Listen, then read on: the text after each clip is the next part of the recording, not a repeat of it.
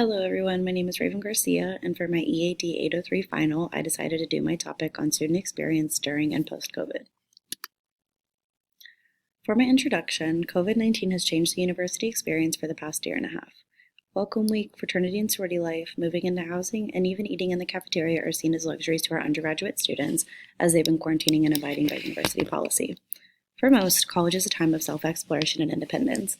You get to come and go as you please, meet new people, take classes out of your comfort zone.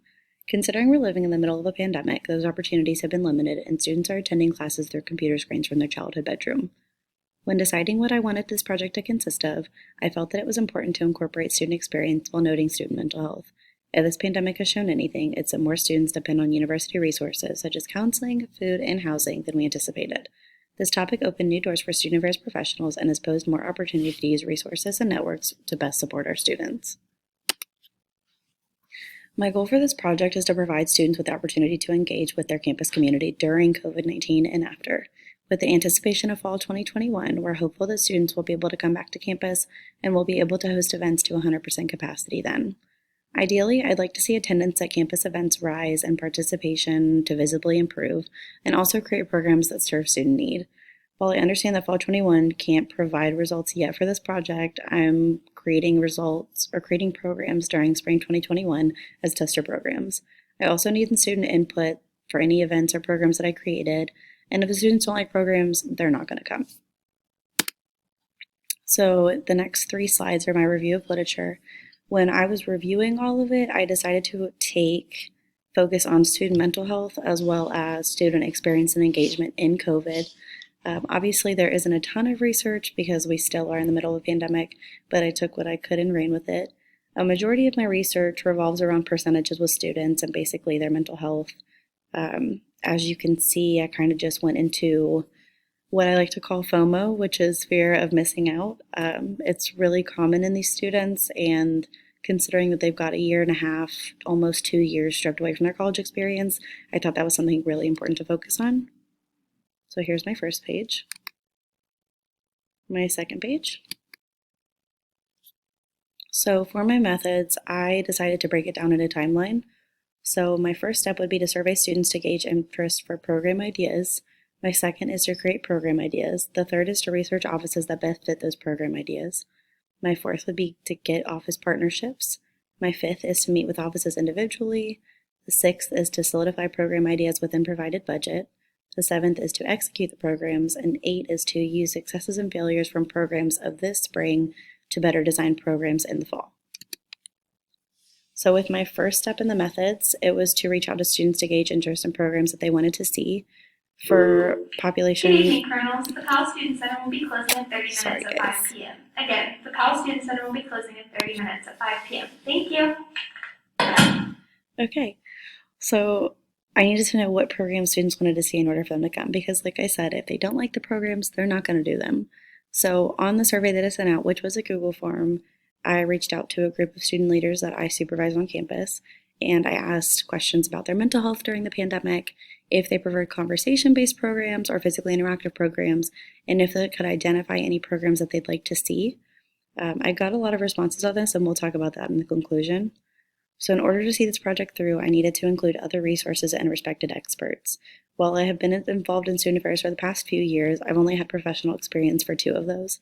And I knew it was really important to reach out to other offices that placed emphasis on student participation, because granted, they probably know way more than I do. The offices that I ended up reaching out to were the Counseling Center, the Center for Inclusive Excellence and Global Engagement, and Student Life. I felt that these offices were key when it comes to student engagement and accessibility. When laying out my program ideas, I had to keep in mind a budget, resources, and time.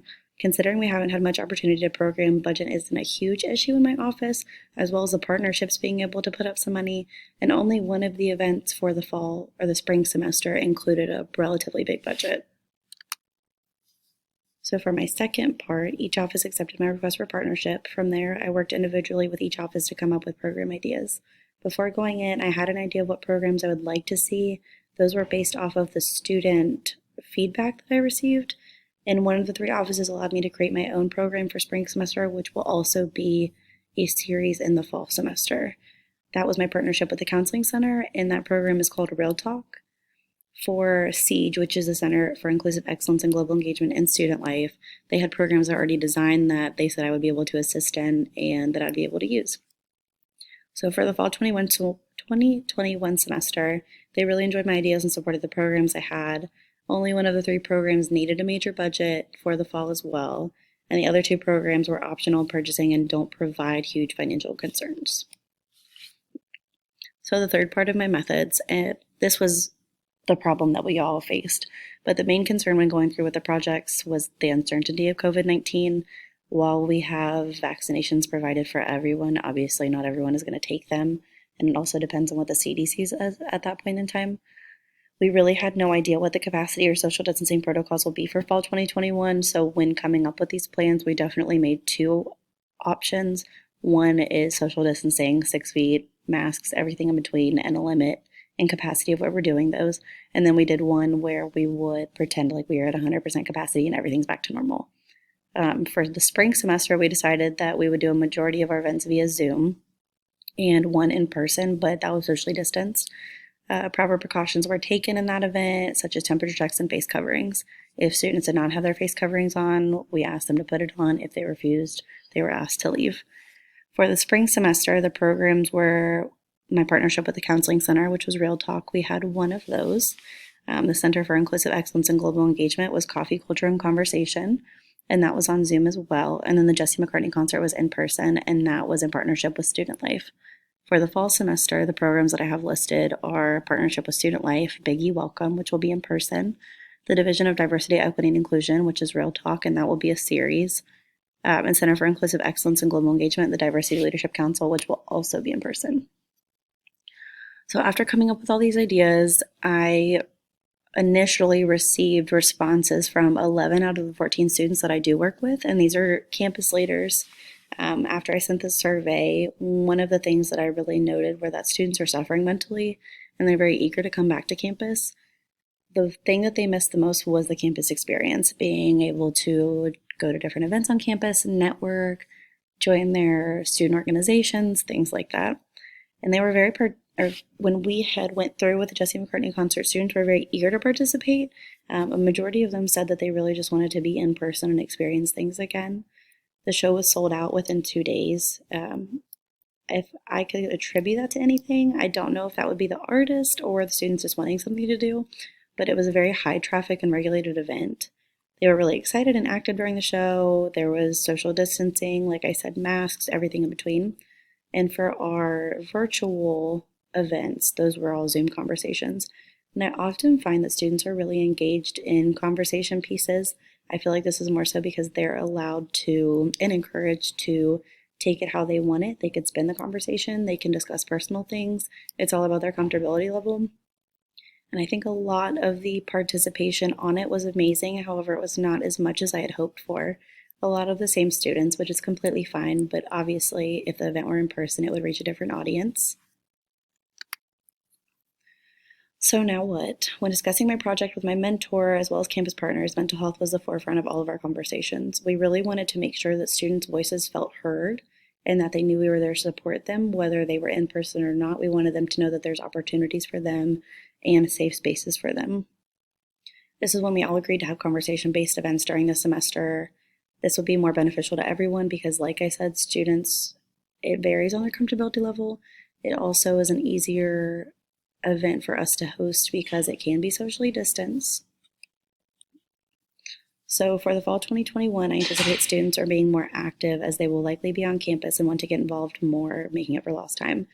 If I'm looking forward, I think that Zoom meetings and events are beneficial to non-traditional students as well as students who aren't easily available or they're dipping their toes into too many things, which I honestly anticipate. But it definitely provides more opportunities for student involvement and engagement and poses hardships that meetings in person wouldn't. So that's talking about Wi-Fi, accessibility, even students just getting comfortable to have those conversations. It's definitely more difficult virtually, but I think that it's something that we can work with in the future. I'm still set on having most of the programs in person, as are my campus partners. We're all on the same page that in-person events are really important. And I think it's a feasible option if we're keeping COVID in mind, but ideally, we wouldn't have to worry about that and abide by all of the guidelines. Hopefully we'll be at 90 to 80%. 80 to 90%, hopefully 100 capacity. And it also allows students to meet with other students, explore campus resources, and familiarize themselves with faculty and staff, which are huge components in retention. So overall, I would say that my project was really successful, but the problem occurs that we have not had fall 2021 yet. So we're just going to go from there and see how it works. But I have a great team of offices that are helping me and students that are really involved with the initiatives. I think it's hard to say what the project will look like in fall. Obviously, that depends on COVID precautions, but I don't want to jinx my efforts. And some hesitations that I had revolve around campus partnerships and student participation. The reason for campus partnerships is that there's constant movement within the offices. We don't really know where we're going to be. People come and go. Events come up, things happen, but I hope that this won't be an issue, nor do I believe it will be an issue. And it's something that I keep concern with, but it's not on the forefront. The other hesitation is student participation, and it's pretty self-explanatory, I believe. I think that it really just depends on what the students want to see and what we bring. I'm hoping that due to the inability to have events during COVID, we'll encourage students to want to participate more and attend events that may be out of their comfort zone. And here are my references.